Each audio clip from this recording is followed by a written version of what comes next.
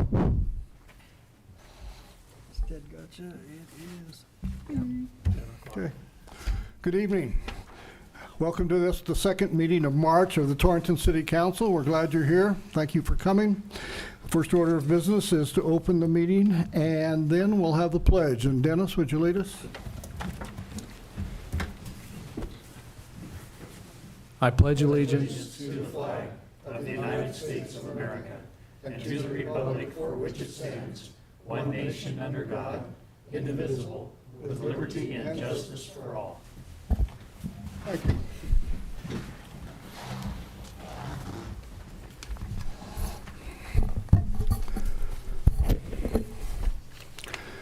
Information items for tonight.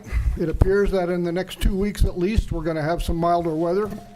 Likely we'll get back to the typical unsettled March weather we're accustomed to, which brings increased moisture chances, stormy periods, variations in temperature. As you know, going forward from March through April, there's going to be snow, there's going to be rain, and things will continue to be unsettled. The COVID situation here in Goshen County remains pretty stable and in fact has been in a steady decline over the last month or so. The number of positive cases reported across the state is trending down as it is here in Goshen County. Our total COVID-related deaths in this county is at 56, and that's the same number I think for about a month now. Last reported death was when an inmate in the state's correctional system died with COVID complications. That number is the same from what was reported earlier. Community Hospital also shows that there are 2 COVID-related patients, no one in intensive care, no one on a ventilator, and that continues to be good news. We continue to encourage our people to get vaccinated and boosted. Contact Goshen County Public Health for vaccination information or your current health care provider. This year's session of the Wyoming Legislature concluded last Friday, March 11th. We're going to realize some local government successes and probably some failures. We've been closely watching the redistricting process, which has been a moving target. The Senate passed a redistricting bill using the previous 30 senators and 60 representatives model. Surprisingly, the House added 2 representatives and another senator for a total of 93 legislators. That redistricting bill passed both houses and has been approved. Going forward, Goshen County will be split into 2 districts, a much better representational situation than the previous 3 or occasional 4 districts of past redistricting. All the municipalities in Goshen County will be represented by the same representative. The area north of Highway 26 municipalities will be in a separate district and will include Niobrara and Weston counties. We've been all been very concerned about the legislators' action on the ARPA money that will soon be available. We made an effort at the City of Torrington to have as many shovel-ready projects on the shelf and ready to go when that appropriated money becomes available. The state received $1.08 billion, which the legislature divided up among the many entities looking for infrastructure money. The general government appropriation bill specified that $385,739,684 from that $1 billion total will go to various departments and projects across the state. A large portion, maybe as much as 2/3 of that federal money, is going to be placed in various savings accounts that have been rated in the past 2 sessions to cover the cost of running the state. The legislature appropriated $50 million this year for local government support projects and $50 million for water and sewer projects, which will be administered through the State Land and Investment Board. Municipalities can then apply for that money through the SLIB board as they have in past years. City of Torrington is prepared to put this to use immediately. Both House and Senate appropriation bills would provide direct distribution money to the 99 municipalities and 23 counties across our state were approved. Legislature increased the direct distribution to local governments from $105 million to the current $120 million. In this scenario, municipalities will have a bit more money than we've had in the last couple of years. And when we look at the whole spending package, we know that appropriations are being put in place, which could ultimately place $250 million in the hands of cities and counties for very badly needed infrastructure repairs and improvements. City of Torrington and representatives of the other 4 Goshen County municipalities continue working on a 6 penny initiative that we will present to the commissioners on April 5th. We attended a meeting last Friday afternoon arranged by County Attorney Eric Boyer, where bonding attorney Barbara Bonds provided expert commentary. The 5 municipalities, a county commissioner, representatives from economic development attended that Zoom session. Municipalities were gratified to hear her support for what we've done so far. We're currently working to project accurate costs for the projects that we want to put before the voters. The county also is expected to have projects designated for this project. At this point, the municipalities want to have the issue on the November 2022 ballot, allowing the voters to decide if this should go forward. City of Torrington is in the beginning stages of a 2022-2023 budget, which will go into effect on July 1st of this year. Department leaders are very aware of the effects of inadequate supply, continually increasing materials costs, and we all know full well that those costs are going to be reflected in the budget. The ARPA money, I hope, will make a big impact on the resulting infrastructure budget this year. That's the information for this week. Okay, next item on the agenda is the approval of the consent agenda, which includes minutes from the March 1st, 2022 City Council meeting as published. Move to accept the... Councilman Kelly, thank you. We have a motion to approve the consent agenda. Is there a second? I'll second. Councilman Steinbach, thank you. I have a motion and a second to approve the consent agenda. Is there further discussion? Hearing none, all in favor of the motion signify by saying aye. Aye. Opposed? We have approved the consent agenda. Next item is the approval of the agenda, and we need to add an amendment. And please mark it as A1. It's going to go right down there by where it says action items. It's going to go ahead of what was item number 1. And it will be stated as Valley Christian School, conditional use permit, Board of Adjustment.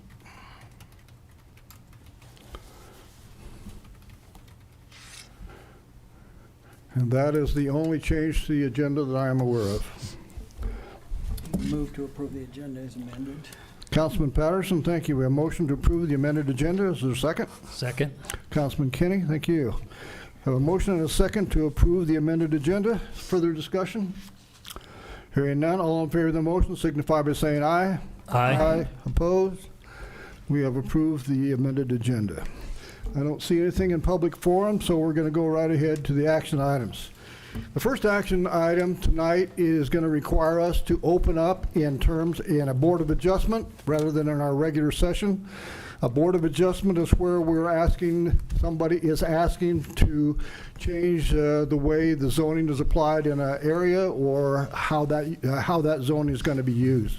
And so what we have tonight is Valley Christian School. They are here. And first thing we're going to do is ask Dennis to kind of brief us on what's going to go on. Thank you, Mayor and Council. What you have in front of you, or you should have your packets, and I apologize if you don't. I have extras here. I was gone last week, and I failed to get this on the agenda. That's why it's added. So if you need a packet, I have one here. I left mine at home. I don't think it's in. There it's on. There you go. We're doing it. Thank you, Chief. Chief, here's an extra. Oh, that one. Okay. I need one. Sorry, I left mine at home. Thanks. So Mayor, what Valley Christian School is asking, they're asking for a variance to be allowed to install a mobile classroom building. The building is 50 by 50 and will be set south of the main school there at the current location of the Valley Christian School on East E Street and 25th Avenue, the old LDS church. So I believe they need more room. You should have a site plan here. I've got one here.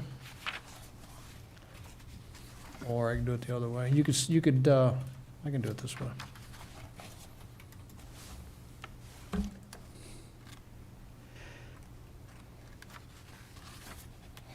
Someday our technology will keep up with us here. So you can see the Valley Christian's main building right here. And then just south of that, in that grass, they would like to put this 50 by 50 unit. What it is 2 mobile homes. It's like a double wide. They'll put in there. And what they're asking for the variance for is they're putting a mobile home unit in an R3 zone, which is not allowed. So you could do it two ways. You could give them a variance, which means if they get it approved, they get to keep it there forever. So if they move out of there, that building stays there forever. or you could do a conditional use permit, which allows them to use it for as long as they use it or until they move out. Conditional use permits do not change with ownership. They've asked for a variance. So what would happen if, with a conditional use permit, if they vacate the building, the old church? They would be responsible to remove that, Okay. or whatever condition you would put on it as a council. If they should move out and sell it to a different owner, then the conditional use permit would expire? Correct. Conditional use permits expire with ownership. They do not transfer with ownership. Okay. Now, that's not saying the new owners couldn't come in and petition to have that again. But there's a couple buildings in town that were done this way, and then they never did build the main building, so they still have the mobile units in town. They never did, as they promised the council years and years ago. There's 2 buildings I know of. So that's the first issue that you guys need to decide on. The separate issue is parking on this lot. They have considerable off-street parking, but the issue with their parking is they have 17 part-time employees that are not there all the time. The reason they're not there, from what I understand, and Mr. Matthew Baker's here from the board of the Valley Christian School, if you'd like to speak to him. I believe the reason that those 17 employees are not there all the time is, one, they have another classroom at another location off-site. So those people transfer back and forth, and then I believe they have some other staff that comes in on certain days, but he could speak to that. Valley Christian School has agreed to add some parking right along this side of the East E Street right here. There's 6 or 8 spots right here they could put in here. They've been wanting some more off-street parking before this ever came about. They've been trying to put it on their site. I believe, I've been watching them since they put this in a month ago. I don't see too much off-street parking there, if any. Maybe once in a while somebody's parked there, but most of their employees, from what I can tell, are parking on the site off-street. Chief, have you ever seen any problems with the parking that's there? I think they have some congestion when parents are dropping off and picking up, but that's pretty easily managed, and those folks are pretty careful to limit their impact on the neighborhood, and we don't have any concerns. Okay. So the planning commission did meet last Tuesday. I was unfortunate I couldn't be there. I was out of town, but I guess they just had a few questions, but they did approve it. I think they were a bit confused on the parking issue. The only way that the city would recommend approval on this from the staff level is if they provided enough off-street parking where we would not have issues with on-street parking bothering the neighborhood around it, because it is residential on 3 sides. That would satisfy your That would stat- restriction guidelines? Yes, sir. I have a question. So did they approve the conditional use permit or a variance? They approved the variance because that's what they requested. So are we going after conditional use permit? or- You're right now, they're requesting a variance, but if for some reason you didn't want to do the variance, I was giving you the other option, that you could do a conditional use. Say, for some reason, you didn't like the building being there after they left, you would have that in your minutes that would say, hey, if you guys leave, this building's got to go with you. So would these units be fastened down just like a mobile home? These are built, a mobile home, yes. They'll be tied down and set on blocks, so there's a metal frame under them. They will have to put a full foundation under those blocks. So they'll put a 42-inch foundation under all those runners of those metal beams, and then they'll run screw anchors down, angled in at several places in there, and then they join them together, just like a regular mobile home. Now, don't mobile homes have to have a strap coming over the roof? Over the roof? Yeah. Not that I'm aware of. No, I think they join them they lag them together through their wood members, I believe. I've never seen any come down, and these are already finished, so the straps, they could be on the inside. I've never seen them, but I don't know how they join them in the middle. Most double wides or modulars are joined with some kind of fastening system in the structure. So this would essentially be like the building out at the not the landfill, but the Baylor building. The landfill. Yep, the office at the landfill, basically the same thing, just a bigger unit. Well, I mean, but the Baylor building, they're double wide. Exactly, yeah, the new office out there, exactly, that's the same thing.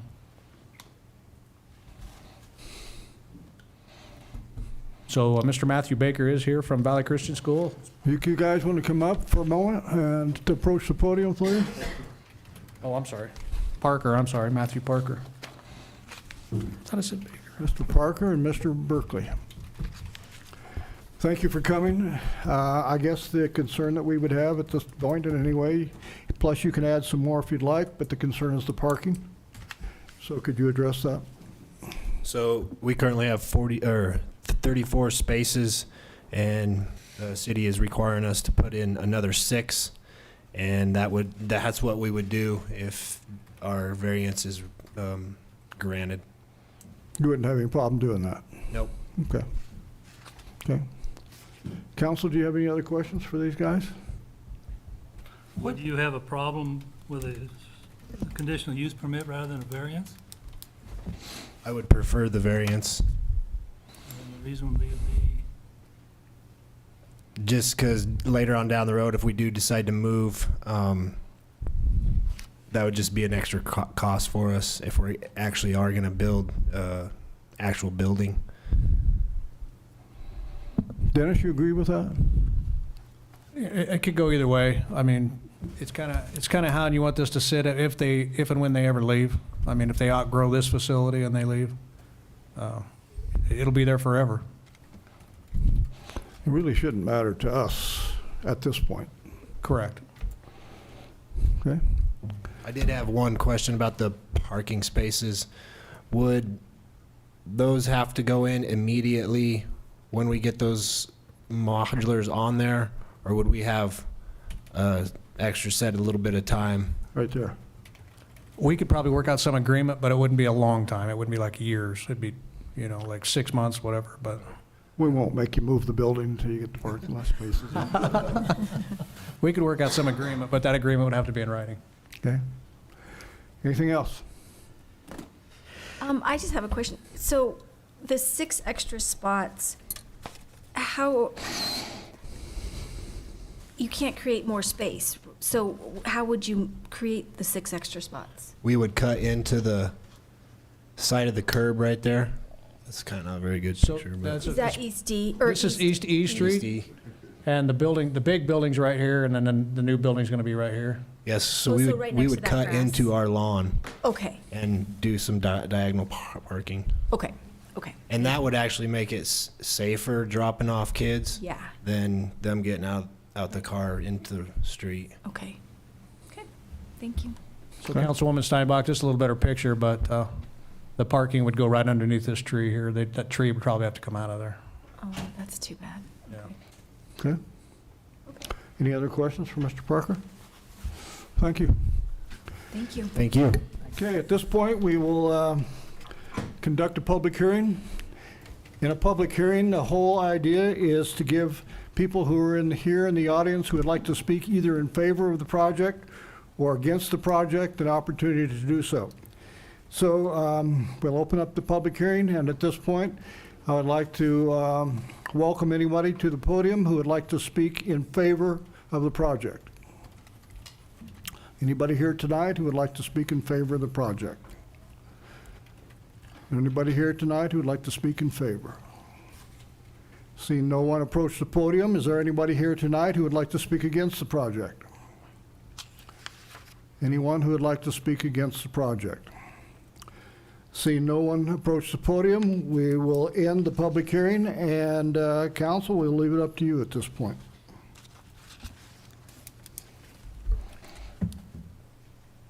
Just a comment, I understand why you might want a variance, but I tend to lean towards the conditional use permit because I don't like the idea of that becoming permanent forever, 5 owners down the road or whatever. Just a comment. But that does concern me. The conditional use permit would let you do everything that you want to do for as long as you have the property. And I think the motion that we would have to have is a motion to either approve it as a variance or as a conditional use permit, and whichever makes the most sense to the council, that's probably the way that we should do it. On a conditional use permit, are they, when he mentioned that it might cost them more if later on they decide to build, if they decide to vacate the premises, do they have to take that, with a conditional use permit, do they have to take that building off? Yes, unless there's some agreement with a new owner. that Okay. has come before the council and asked for the same thing. Okay. The problem with these conditional use permits is down the road 20 years, if that's what, nobody's around, and then they don't remember them, and then that's how those other two buildings got. So, thinking about it, I would probably just tend to go towards the variance, and if you think about how much ground we actually have to build on within the city limits, is very limited. So if these guys were gonna look for a spot, it would probably be outside of Torrington, which I would hate to see, in my mind, go outside the city limits. So this is a way to keep business in town. They're flourishing right now, so So a variance would, I would, better serve the city staff would of recommend a variance in this situation. So if Okay. we do that, you guys have to promise you're gonna stay there forever? So just to get this started, I would make a motion to approve a variance. Councilman Patterson, thank you. We have a motion to approve a variance. Is there a second? I'll second. Councilwoman Steinbach, thank you. We have a motion and a second to approve a variance for Valley Christian Mayor? School. Put up a He's got a 50 by 50 building. Mayor, I'd like to ask, before you approve that, maybe you could amend that to include the parking, that they have to do the parking with part of the variance. That's okay with you? Yes, I'll amend my, Okay? And, And I will second the Okay. amendment. all right, so we have a motion and a second to approve a variance allowing a 50 by 50 building and the creation of 6 additional parking spaces by Valley Christian School. Okay? Is there further discussion? Yeah, I have some concern about it being a variance also, because we've seen what trailers look like in a few years, and not that theirs is going to end up looking like that, but we know, and if they decide to move and we leave that building, or it's able to be left, what's it gonna look like in 10 or 15 years?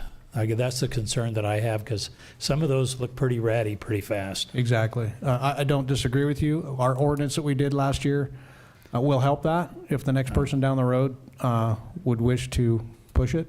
Yeah. And that's our problem we're having on the other side of town is, we do 3 or 4 and we get 5 or 6 back. So we do have a means to address it. We do. Okay, All right? I'm good then.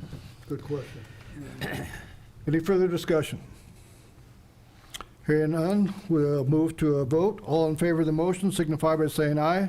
Aye. Opposed? We have unanimously approved a variance for Valley Christian School. Good luck. Thank you. Thank you. Thank you, Mayor and Council. Thanks, Dennis. Okay, action item number 1, ordinance on second reading relating to penalties in jail. Attorney Eddington. It's an ordinance amending and reenacting sections 9.02.010 and 9.02.011, the Torrington Municipal Code, 2022 revisions relating to penalties and jail. Okay, we've had this 2 weeks ago. Very little discussion about it. Seems pretty straightforward. Any changes? None, and no substantive changes. This was merely a grammar change that I did with this. Okay. Council? I'd move to approve ordinance on second reading. Councilman Kenny, thank you. Is there a second? I'll second. Councilman Patterson, thank you. We have a motion and a second to approve the ordinance on second reading relating to penalties in jail. Further discussion? And all the actual jail time is is laid out in, like, the individual crime, right? The time, if you're talking about days or something, the maximum that we can ever do is 6 months, and it's subject to each case. There's a couple, like a second offense DUI is a minimum 7 days in jail. That's not discretionary, but everything after that is discretionary. But they're all taken care of in different ordinances. Yeah, different ordinances and statutes, yes. Further discussion? We have a motion on the floor. All in favor of the motion signify by saying aye. Aye. Opposed?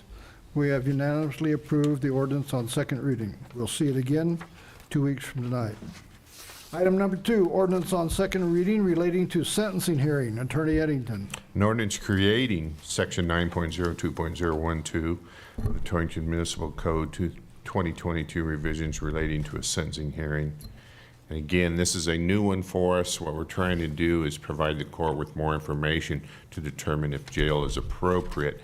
and there's a guilty plea at arraignments on Monday morning, and it's a jailable offense, that will be set down for a sentencing hearing 2 or 3 weeks down the road. More consistent with what happens across the street in circuit court and the other courts that you do. We're not going to do a PSI, which is a pre-sentence investigation, but it's going to allow me an opportunity and the officer an opportunity to be there and provide the court with the information, criminal history, circumstances, whatever we need to inform the court of so they can make an informed decision on jail time. Any concerns come to you about this one? None. Everybody's in favor, including Judge Patrick. Okay. Counsel? Were there any amendments from the first reading? No amendments, no changes. I would move to approve on second reading. Okay, Councilman Patterson, we have a motion to approve on first reading. Is there a second? I'll second. Councilwoman Steinbach, thank you. Have a motion and a second to approve ordinance on second reading relating to sentence and hearing. Further discussion? I still have concerns about why there's not a time limit on where it has to be done. The I know sentencing you hearing? explained it, that it's just kind of a standard ordinary thing to take 2 or 3 weeks, but without it in writing, it could take a lot longer than that, couldn't it? There's no intent for that to happen. It'll be set that day, that individual's in court, and it'll be scheduled, and they'll know when they have to return. And we have no plan to go more than 30 days down the road. They could ask for a continuance theoretically. That'd be the only reason it would take longer than that. If I could add to be held within 30 days or subject to a continuance, if that'd make y'all feel better. Well, I don't know how the rest of them feel, that's just the way I feel. I could add that language. You want that added, Dennis? I mean, that would be fine with me, yeah. We have a motion and a second on the floor. Can we now make an amendment? I'll amend it for third reading. Okay, all right. So you approve it as is, you'll amend it for third reading? Yes. That is satisfactory, Dennis? Yeah. Okay, good enough. Further discussion? Hearing none, we'll move to a vote. All in favor of the motion signify by saying aye. Aye. Opposed? Thank you. We have approved the ordinance on second reading. Item number 3, ordinance on first reading relating to minors in licensed liquor establishments. Attorney Eddington. An ordinance amending and reenacting sections 5.12.025 of the Torrington Municipal Code, 2022 revisions relating to minors and licensed liquor establishments. Okay, and I believe our expert tonight is Hit it Chief away there. Johnson.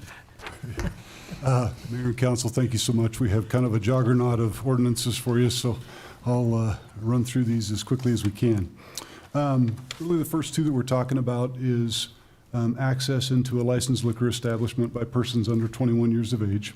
This is a collaborative effort between Ms. Sylvia, Mr. Eddington, myself, and also some of the members of our licensed liquor establishments who pitched in and offered suggestions and ideas of how we could make this better. So thanks to all of those folks. Currently, our controls on this issue are addressed through 936.020, which is under the criminal code.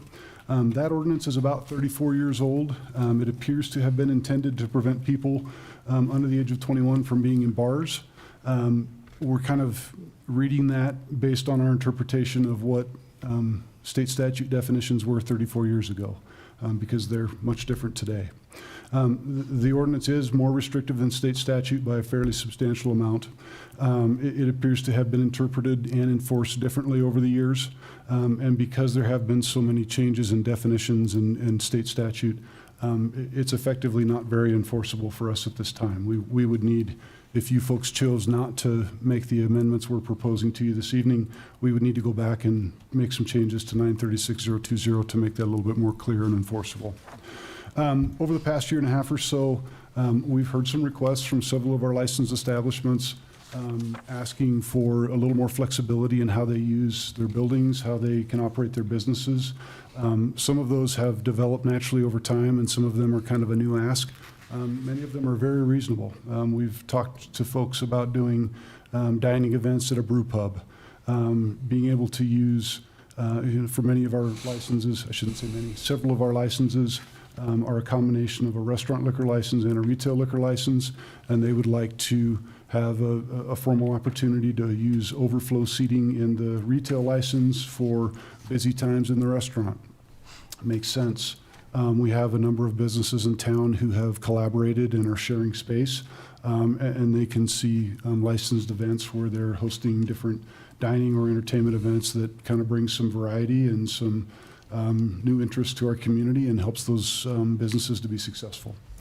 We really think all of that can be accommodated through effective planning and by drafting a good ordinance. Essentially, we did an extensive rewrite of 51225 and then a minor rewrite of 936020, and we really moved that underneath the regulations for liquor establishments rather than underneath a criminal ordinance. Essentially, the differences are restaurants, not much. We did a little bit of clarification in that first section to more clearly reflect state statute, but it's still consistent with state statute and very similar to what we previously had. Convenience stores effectively stay the same, but we did a little better job of formally laying out expectations there in terms of what we have all discussed as we have these conversations about our retail licenses, and for package sales that are also catering to people under 21. We've kind of formally laid out some expectations that those would be separate. They wouldn't be stored in the same storage area, or I guess maybe offered for sale in the same cooler, what have you, and that the clerk would be able to monitor that. And then all of our other license types would have the opportunity to submit a written plan so that they can request the ability to host either a legitimate family dining event or a legitimate family entertainment event. And that gives us a lot of ability to customize an agreement that works for each business so that we can make sure that they're able to have as much freedom as possible to be successful in their business while still protecting people under the age of 21 from being excessively exposed to alcohol. There will be certain expectations that will remain constant for all of our businesses, and persons under 21 will always be required to exit the premises by 10 p.m., whether that's a restaurant or any other type of license. There are a ton of details inside of the ordinance. We tried to be as thorough as we could to try to provide a solid framework to work from. I'd be happy to talk in more detail about any specifics or answer questions or anything else that you would care for. Chief, I don't really have a question, but I just want to make sure I'm understanding the written plan. A business may have a written plan on file with you, but it's not, that doesn't mean that can be their only plan. They can have an event coming up and write a written plan, provide $25, get it approved by you, and it's okay. Yeah, our intent on that was to offer businesses the option to have a plan that was durable in terms of being able to last for more than one event. Let's say that there's a brew pub in town, just for hypothetically speaking, that wanted to have the ability to host family dining events. They would work with Sylvia and I to come up with a written plan to address any concerns about potential exposure for folks that were under 21, how they would monitor, how they would oversee, what have you. The same would go for a restaurant that was next door. You know, they're working in partnership with a retail license. We would have a plan for their family dining event as well that would allow them to use overflow seating in the retail side to make that work. They could do that into perpetuity so long as they followed the plan, they didn't change their floor plan substantially, they didn't do anything else radically different. But if they wanted to have a substantially different event, they could easily do so. They would just come down, we'd meet, we'd talk about how we could adapt that. They'd pay $25 for a processing fee, and they could have a separate type of event that we'd have an agreement on how they could move forward with. Good enough. Other questions? So in a scenario like, I've been out to the country club where they have wedding receptions and stuff, when there's kids there, so they would have to do the $25 permit, Yeah. and then everything would be, Yeah, and they could, I mean, they'd have a number of options there. They really could do that as broadly as saying, hey, we want to have a catering event plan where we know that we're going to have a mix of adults and minors inside of our business to celebrate any number of types of events. And then we would agree with how IDs were checked, how they would mark of-age drinkers, the limits of where people under 21 could go related to access to the bar, what type of monitoring they would need for restrooms, dining areas, all that sort of thing. And once we agreed to that, they could continue to host events so long as they stayed within those parameters.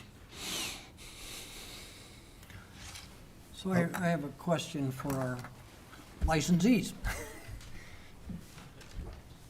From your perspective, would this make life easier? Yes. Okay, Most of you have been into the Bronco Grill House. yes. Currently, the bar has 60 odd seating that I could actually use in addition to my restaurant, and it's just a doorway away. Perfect example is this previous summer, Torrington actually had the honor of hosting Little League Baseball. I had whole baseball teams of 30 plus coming in for seating. And unfortunately, it was one of those toss-ups, okay, do you allow them into the bar, put them on our dance floor, away from our actual bar, for that revenue? That's $600-700 in revenue for my business. So it would dramatically help. The liquor laws, liquor ordinances, probably haven't changed since the repeal of the Volstead Act or something, you know, I mean, they really were originally written for the bar. You go in the bar and nobody else under that age goes in, and that's not the world we live in now, and the state has loosened up. It would not only benefit me, I can guarantee it will benefit almost every business downtown that has a retail liquor license, especially with the tourism coming in during the summer. We have a lot of buses that come in, and they do have children with them because they're going to Mount Rushmore, this or that. So when you have 30, 40 people walk into your establishment at once, you would like to seat them and have them enjoy our town. Yes. Makes sense. Thank you. You're welcome. But would that, Thanks. if you just have them come in off the street, then you wouldn't have time to write the $25 plan, right? Or is this After plan talking- supposed to be written up to, We would do that in advance. They would have a plan on file, so we have already talked. We've already got a pretty good idea what her written plan will look like, and as soon as this passes on third reading, she's already drafting it. We'll get together and we'll make the minor changes we need to and sign, she'll pay her $25 and Sylvia and I will review it, we'll sign off on it, and she can do that as long as she wants from there. but like, would this have to be applied to every, like the $25 every week? Nope, No, it's one time. one time. Just a one-time thing? Yep, unless TIF does something radically different than what we've already discussed, she can keep right on doing that as long as she wants to. If she decides, well, hey, tomorrow I want to host a wedding or a comedy night or a, I don't know, NASCAR event, I don't know how you'd fit that in your bar, but hey, sounds good. Well, then we'd have to sit down and we'd have to do a different plan to make sure that we were addressing all the concerns related to a person under 21 being able to access alcohol. So it would be more like a catering permit then? Well, actually, yeah, it's kind of similar to a catering permit, but it's durable. We would just meet to agree on conditions, and that would continue until something changed.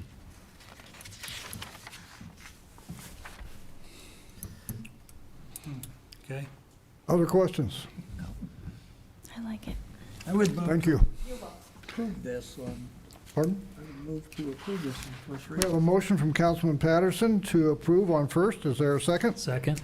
Councilman Kenny, thank you. We have a motion and a second to approve the ordinance on first reading related to minors in licensed liquor establishment. Is there further discussion? Hearing none, we'll move to a vote. All in favor of the motion signify by saying aye. Aye. Opposed? Thank you. Very good. Item number 4, ordinance on first reading relating to restrictions on possessing and purchasing liquor or malt beverages and entry into liquor establishments. Attorney Eddington. An ordinance amending and reenacting section 9.36.020 of the Torrington Municipal Code 2022 revisions relating to restrictions on possessing and purchasing liquor or malt beverages and entry into liquor establishments. Chief Johnson. Thank you, Mayor and Council. This, again, is a collaboration between a lot of us. in continuing to move forward on the issue for folks under 21 years of age. Essentially, this is a pretty minor change. As I mentioned previously, 936-020 used to be kind of our primary ordinance that we used to make decisions related to liquor licensed establishments and access by persons under 21. And effectively, the only change is under Section 1B, where we're really making this ordinance subordinate to the 512-025, so that folks who enter in violation of the ordinance established for the liquor code would be subject to citation. Good enough. Questions? Where does it address the fact that underage people can go into places like convenience stores and that? So that's actually in 51225, that first section that we talked about. It was, we go backwards.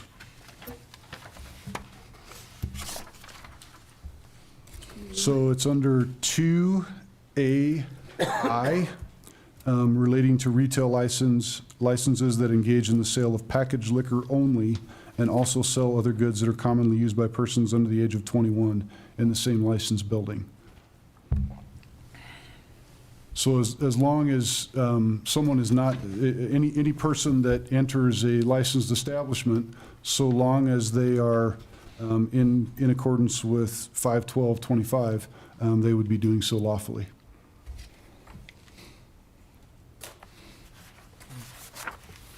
Okay. Other questions?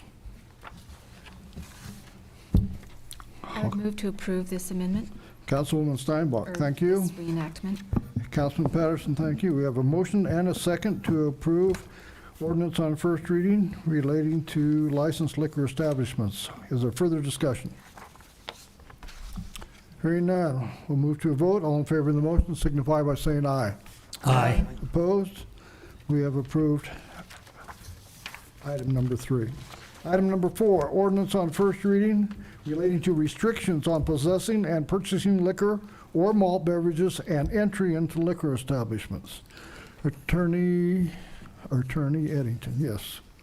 You're off one. Wait, yeah. It's the next one. We I just was did off? that. Yeah, you want the next one, the hours. Number 5.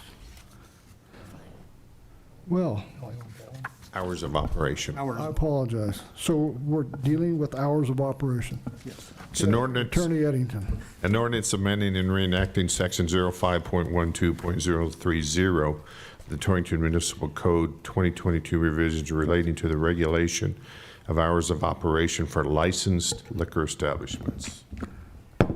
Chief Johnson, apologize. It's all good. This one, again, is pretty simple.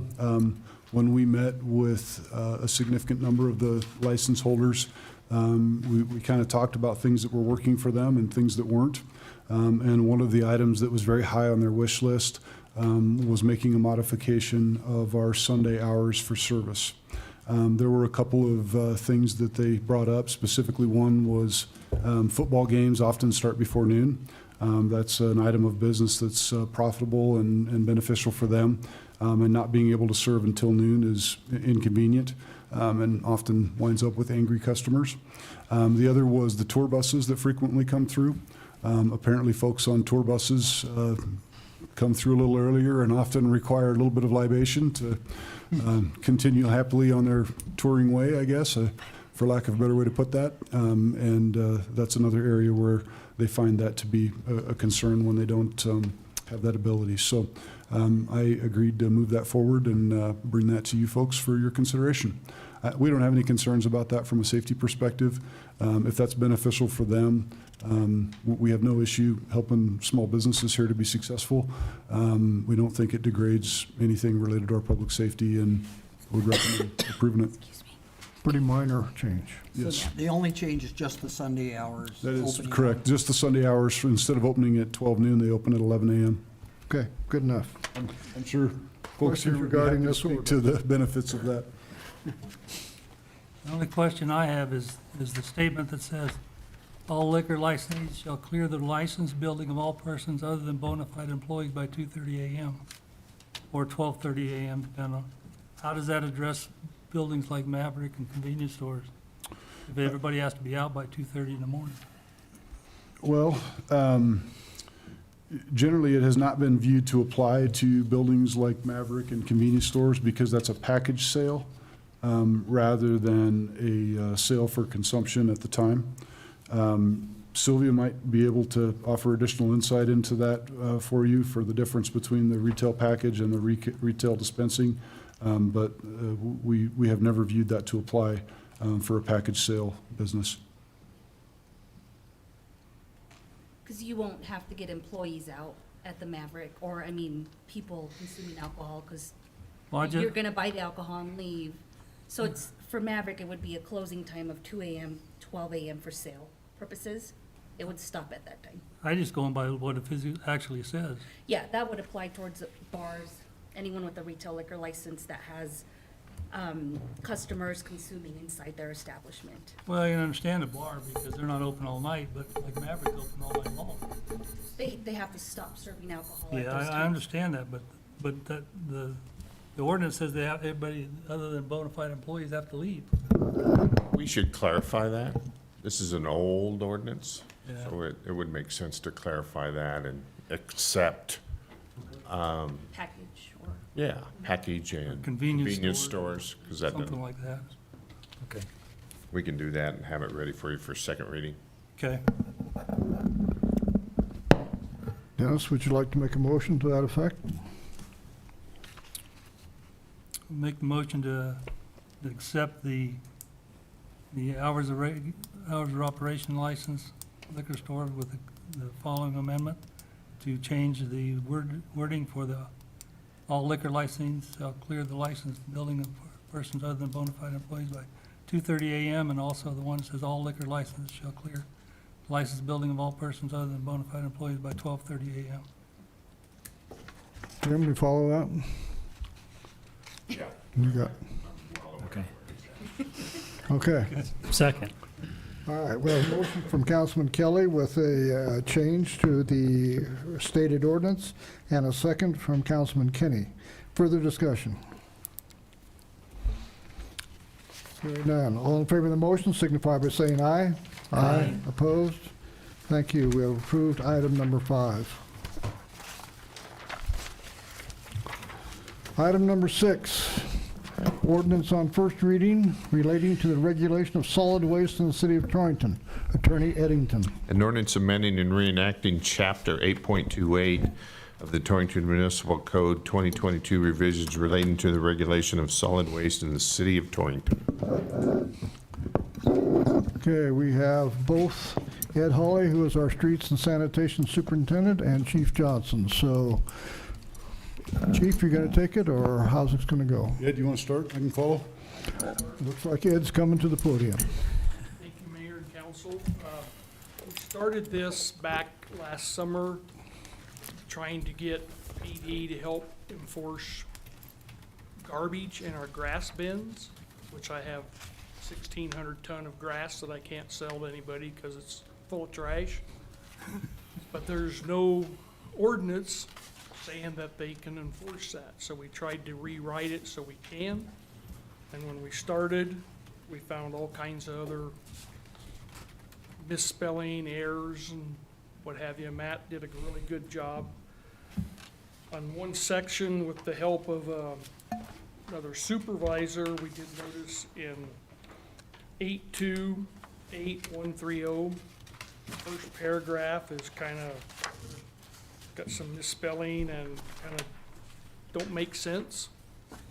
We may have to correct that. That's 828.03. Yeah, .130, yeah. Page 3. Okay. Page 3, yeah. Under minimum fees. So maybe the collection fees to pay the cost of annual operation instead of the user charge system shall generate adequate, kind of confusing. So maybe we need to rewrite that a little bit. Do we have cameras up there to monitor, or how do we how are we gonna monitor trash I in think the he has some grass? cameras that we could install, temporary. We do have some, and we're going to try to support our partners over in Streets and Sanitation, specifically through our code enforcement officer, Tammy Kearns. She can do some work on that to try to help keep that from being such a costly venture. Thanks.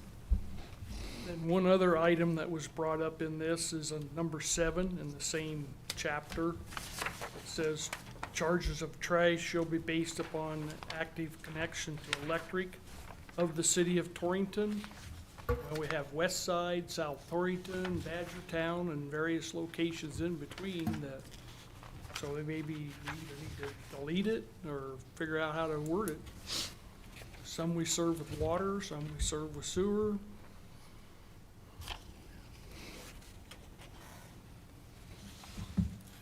Or we annex, Do all of those, are they served by some city utility? yes. So maybe it could just be phrased something like that, connection to a city utility rather than specify electric.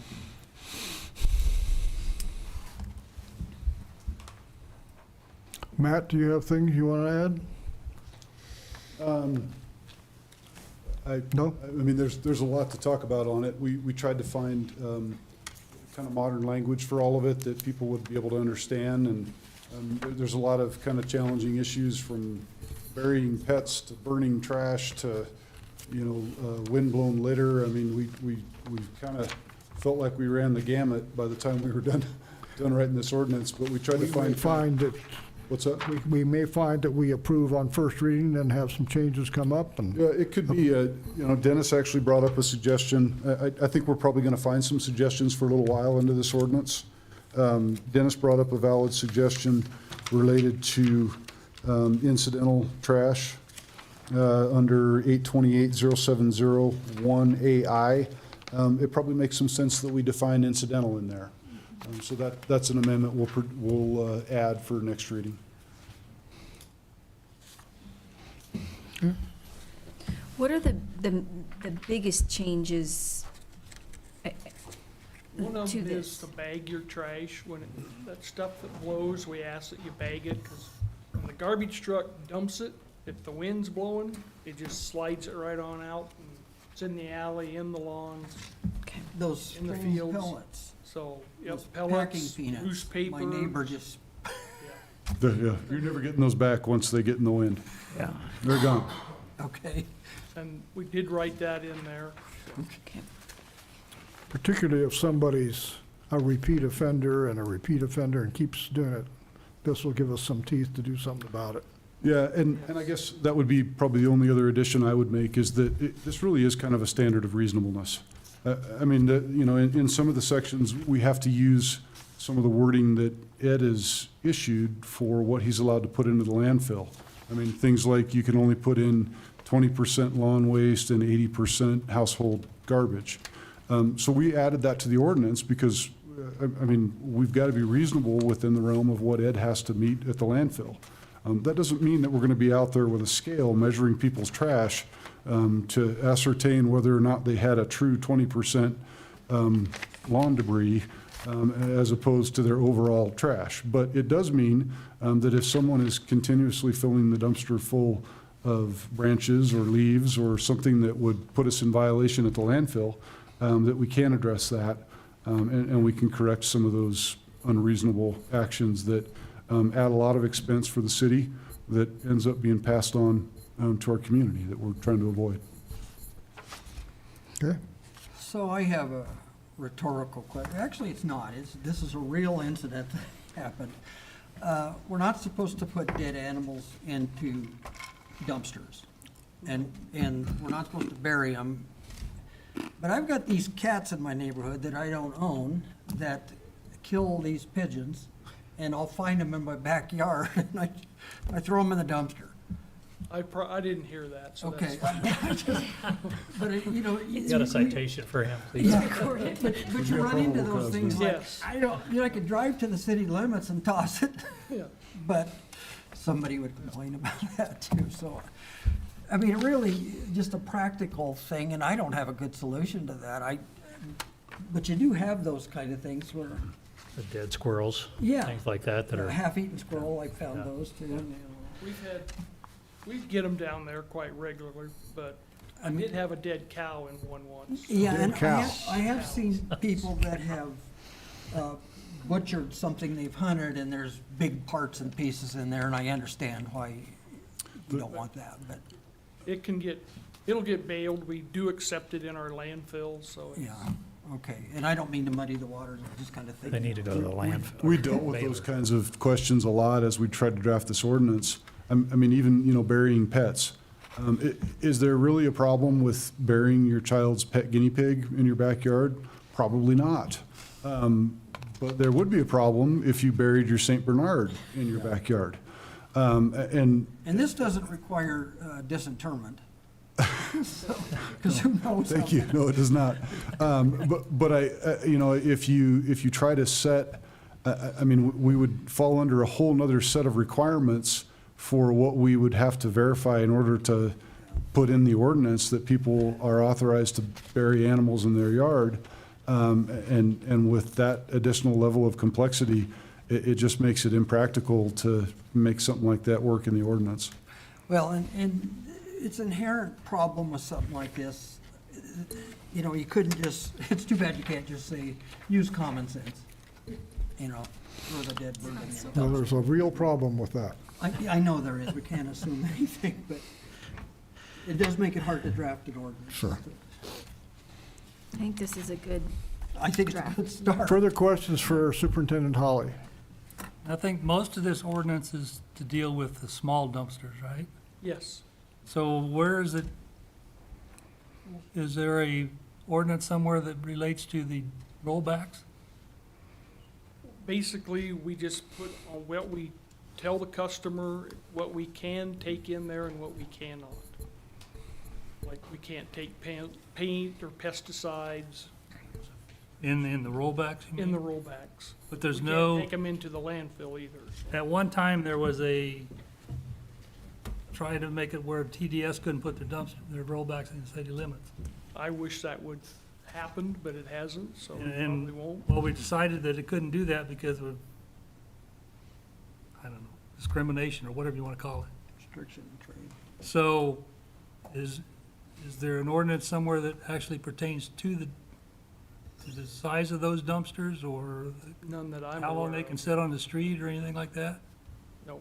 There is some issues, there is an ordinance that speaks to the fees and what they are and what is gonna charge, how long they're gonna be picked up. I think, is it 28 days or something? 14 days with 14 the days. extensions that they pay. Yeah, but I don't believe we have any ordinance that states how long they can sit on the street. But that's something that probably is better handled administratively anyway, isn't it? I mean, you're leasing the thing to them to have it filled, and you don't necessarily need an ordinance for that. Further questions? Okay. Thank you, Ed and Chief. If there are no further questions, I would entertain an ordinance on item 6. I would move to approve the reading of regulation on solid waste in the city of Torrington ordinance. Thank you, Councilman Kinney. We have a motion to approve the ordinance on first reading. Is there a second? Second. Councilman Kelly, thank you. A motion and a second to approve item 6, regulation of solid waste in the city of Torrington. Further discussion? Hearing none, all in favor of the motion signify by saying aye. I, Opposed? Thank you. Comment. Go ahead. I appreciate all the efforts that everyone has gone to make these ordinances more up to date, and I know it's a lot of work for a bunch of you to do that, but man, it's looking so much better than what it used to, and it sounds like it's way more enforceable than what it had been. So thanks to all of you that have worked on those. A lot of work, a lot of work. Thank you, Councilman Kenny. Good comment. Item number 7, business lease agreement between the City of Torrington and Cottonwood Country Club. Attorney Eddington. A couple of weeks ago, Mr. Dent approached me and the mayor regarding the possibility of entering into a lease agreement with the country club. That evidently the city's got a waiting list on cart storage. All of our spaces are full. And so he was discussing that issue with the country club, who had approximately 40 empty spaces. And as a result of that negotiation, we thought both parties could benefit by entering into this lease agreement, and those 4 or 5 other people that don't have spaces could get their carts inside. And this is the lease agreement that we've agreed to, where we would allow the city would still collect the money, and 50% of everything received would be delivered to the country club. And we started with 8 spaces. If you see that last page, they give us the number that all these spaces are numbered if you haven't been in those buildings. And so the individuals know where to park.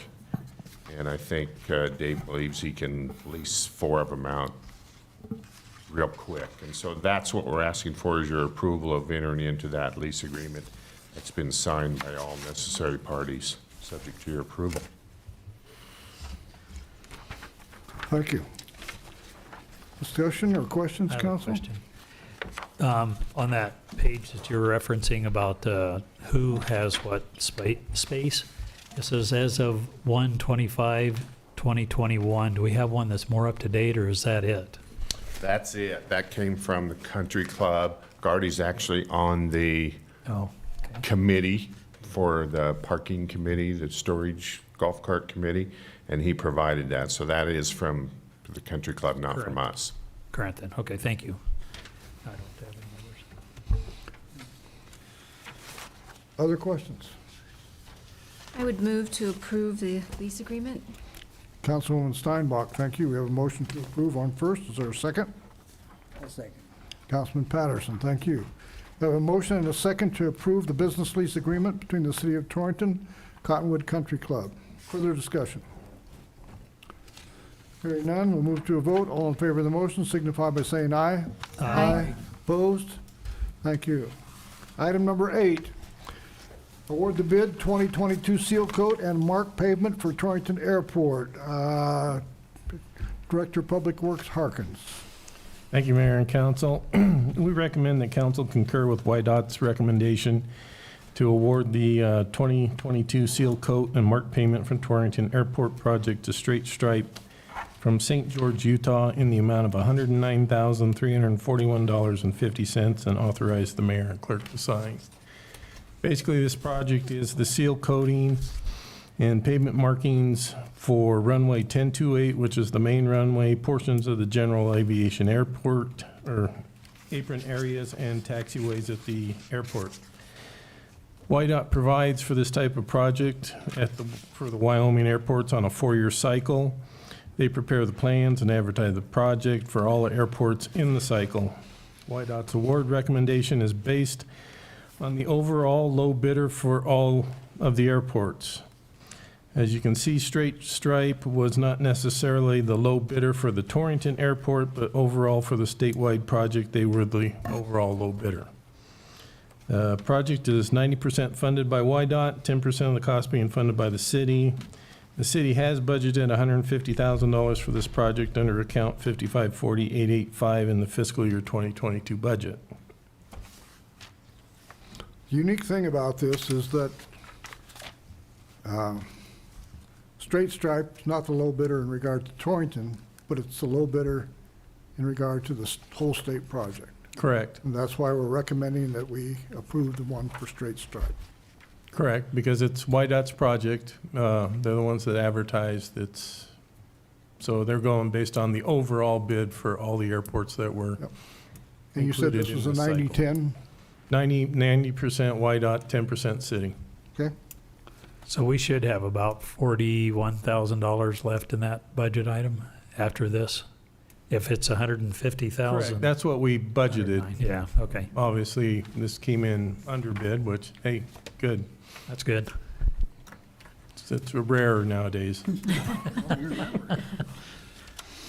Okay, I would move to approve this recommendation for the, award the bid to the seal coat and mark pavement for Torrington Airport. thank you, Councilman Kenny. We have a motion on first. Is there a second? Second. Councilman Kelly, thank you. A motion and a second to approve the bid for 2022 seal coat and mark pavement for the Torrington Airport. Further discussion? Hearing none, all in favor of the motion signify by saying aye. Aye. Aye. Opposed? Thank you. Item number 9, resolution number 20-2204, Attorney Eddington. A resolution authorizing submission to the State Loan and Investment Board for an increase to CW 189 in the amount of $3,500,000 for a total new loan amount of $7 million to the state revolving fund on behalf of the governing body for the city of Torrington. Thank you. Director of Public Works, Harkins. Thank you, Mayor and Council. As you're painfully aware, the wastewater treatment plant project that we have been trying to get done and completed for a long time had our bid opening, and all the bids came in just under $6 million, which was way in excess of the budget that we had available to fund the project. So in an attempt to get this project going and get it completed, we're going to go back to the Office of State Lands and Investment and request an additional $3.5 million to our already $3.5 million loan that was approved previously for a total of $7 million. Hopefully that will cover the cost when we go out for bids again. Yeah. And what we're approving is a resolution in support of us going after that money. Yes. Okay. All right. Questions, council? How long is the first loan, Yeah. how long is it applicable before we have to use it or lose it? It's good, I think, until we finish the project or we turn back the loan. It's committed. They don't have a time frame on it for use it or lose it? I don't believe so. When would we know about this one? We're going to go and approach SLIB board in August. Okay. I talked to Sean King from the Office of State Lands and Investments, and he recommended that we, instead of going right now, trying to get on the agenda, that we wait until August, because right now their pot of money for principal forgiveness is pretty much exhausted, but it'll be replenished by the federal government in August. So we could be looking at possibility of at least 50% principal forgiveness on the loan. Based on what we've learned, it's just in the immediate end of the legislature. There's could be a chance that a good chunk of this will be paid for anyway, but in the event that it isn't, we want to have this resolution in place, right? Correct. Now, is that project gonna have to be rebid then? It will have to be rebid. And how much over the budget was it? I can't remember. How much more did we need? 1.5? Yeah, about $1.75 million. We had about $4.25 million in the budget between SRF and MRG grant, and the bids came in at $6 million. Okay. So Okay. Further questions? If there are no questions, I entertain a motion. I'd move to approve the resolution. Councilwoman Steinbach, thank you. We have a motion to approve on first. Is there a second to the motion? Second. Councilman Kelly, thank you. Motion and a second to approve resolution number 20-2022-4. Thank you. Further discussion?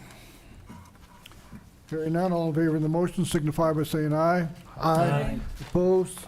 Thank you. Item number 10, resolution number 2022-5. Attorney Eddington. A resolution ratifying and authorizing the submission of a supplemental Wyoming Homeland Security Grant application for the purchase of essential equipment for the city of Torrington. Clerk Treasurer Stricker.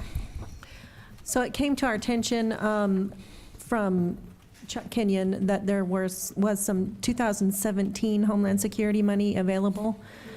It needed to be applied for fairly quickly because time is of the essence to get it spent. So We applied for that and did get it, so this is just ratifying that to purchase some radio equipment for PD. As it states there, it's for $14,562, and it's for 2 P25 compliant base radios for dispatch and 1 for the Torrington Police Department. Okay. Questions? I'd move that we approve resolution number 2022-5. Thank you, Councilman Kenny. We have a motion to approve. Is there a second? I'll second. Councilman Patterson, thank you. We have a motion and a second to approve resolution number 2022-5. Further discussion? Just want to express our thanks to Mr. Kenyon for keeping an eye out for these things and getting into it. So appreciate that. Absolutely. Okay. Further discussion? Hearing none. All in favor of the motion signify by saying aye. Aye. Opposed? We have approved resolution 2022-5. I think Chief Johnson wanted to jump in there, but I I think wanted to Chief, say aye too. he wanted to jump right in there, yeah. I don't ever want to cut you off, so, I didn't have anything. okay. I would answer questions if you needed. Item number 11, 2022 power cost adjustment. Clerk Treasurer Strecker. Thank you, Mayor and Council. It is that time of year again. Every February, we tabulate our PCA and submit it to the Public Service Commission for their consideration. This year, we filed that on February 28th. We will have some wholesale power costs passed on through to us this year. Mean is raising their rate, and also we have a WAPA allocation from Colorado River Project that where we are going to see an increase on that as well. So in the forecast, we are going to need to increase that PCA. So the increase is going to be basically for residential about 1.8%, which is actually less than I thought it would be considering the increases. But right now, we just need you to approve that to go forward. We should be having a hearing with the PSC before the end of the month, because this will be effective April 1st, as it states in our current filing. So. I know it's impossible for you to answer this, but can you give us a ballpark figure how much of an increase this would be to the average residential bill? I know that's difficult. I did not figure that, but basically, if you look at the tariff on the back, the new kilowatt hour charge for winter is 0.07869 per kilowatt hour. And this year, so that's the new rate that we're proposing. And this last year, it was, excuse me,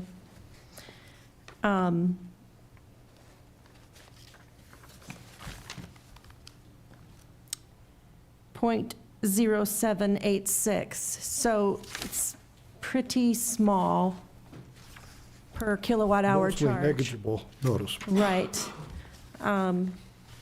So if you just take that difference times your average kilowatt usage, you should be able to find what that increase is going to be.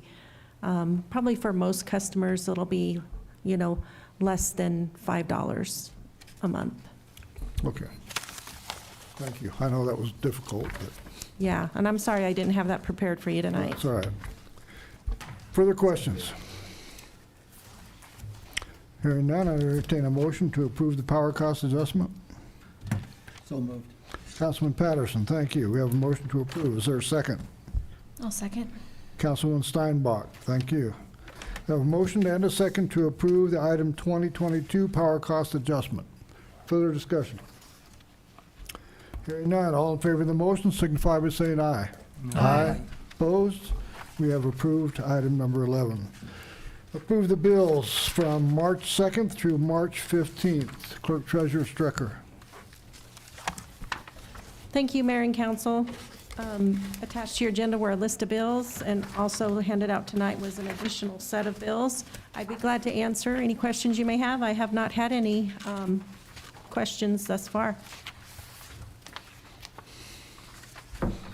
Question for Clerk Treasurer Strecker on the bills. I don't really have a question, but I do want to call the council's attention to page 12 of the first set. Last item, Wyoming Newspapers Incorporated, and you'll notice that in the last month, we spent $3,710 just on advertising, just to give you an idea how expensive it is. We all understand we got to have our newspapers, but we all have to understand also what it costs. Just be aware of it.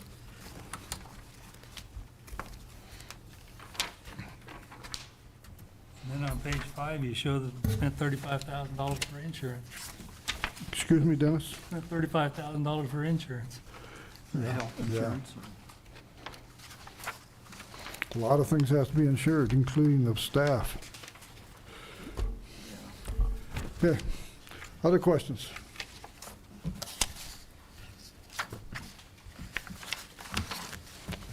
If there's any more questions, I've moved to approve the bill as presented.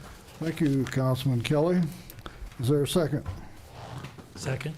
Councilman Kenny, thank you. We have a motion and a second to approve the bills. Further discussion? Hearing none, all in favor of the motion signify by saying aye. Aye. Opposed? We have approved the bills. Item number 13 is public comment. During this period of time, if there's anybody in the audience who would like to address the council with a complaint, a concern, question, whatever, this is the time to do it. We'd ask that you keep your comments to a couple of minutes, and then we'll do what we can to try to address them. Mr. Estes. Mayor and Council, I'd like to have two thank yous right now tonight. One is for the Rotary Club. If you don't know, they put a new walking path in from M Street clear over to the grade school, to the middle school over there. They did a nice job. They paid for all that. They had it done by a contractor. And then I'd also like to have a shout out to Ed Hawley and his street department, because they went back there and cleaned everything up and backfilled everything and did an excellent job. And I don't think they get enough pats on the back, but. How about a hand for Superintendent Hawley? That's why you came tonight, isn't it? Thank you. Appreciate your work. I'd give a shout out to Terry Shinos for the work she did in the new cat house. That's a nice facility out there. Yeah, Did we it had under budget.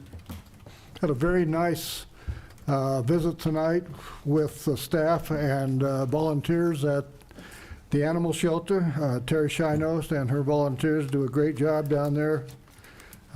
Totally different than what it used to be 30, 40, 50 years ago when animals were put to sleep or were shot or whatever. Now animals that are captured are brought into the shelter. 95% of them get shipped off to some place that wants them. They get adopted, they have a good life. Helps our community, helps that community, helps people. Really a good service that she provides. So we appreciate her. I'd like to just point out for the record that Terry Shinos requested that I not call it a cat house, it's a cattery. Just saying. Thanks for bringing that up, Rick. He started it. Tomato. Lancer, did you have anything you wanted to add? Nope? Okay, good enough. Anyone else? Oh, hey, there's a pushback.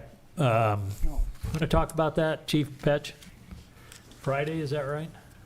It doesn't take much to inspire him to come to the podium. Did you notice that? He said, jumped right up. Friday at 4 o'clock, we're having the little push-in ceremony Push-in. we talked about a couple of weeks ago. We've invited some of the dignitaries from across the state. Governor Gordon is planning on being here.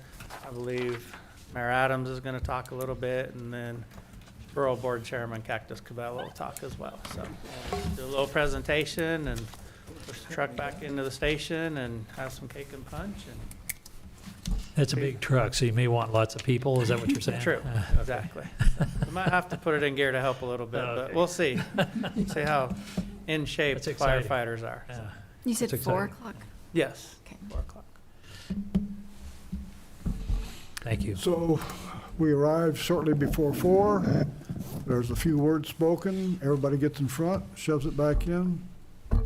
That's it. That's it. Cake and punch in the meeting room, and people want to stick around and look at the truck a little bit more. And we're going to open up the doors and explain stuff for the public if they want. And Good opportunity to show off your place. yes. Yeah, great. Awesome. Thank you. Thanks. Anyone else? I believe that's probably it. Seeing no one come to the podium, it's time for an adjournment. I'd move that we adjourn so we can get to the Wyoming basketball game. Thank you, Councilman Kenny. I second. 28-23 Indiana with 40 seconds in the first half. Yes, I 42 second. seconds. Okay, Okay, second. is there a second? I'll Councilwoman second that. Steinbach, thank you. Have a motion and a second to adjourn. Further discussion? Hearing none, all in favor of the motion signify by saying aye. Aye. Aye. Opposed? We are adjourned. Thank you. You said 28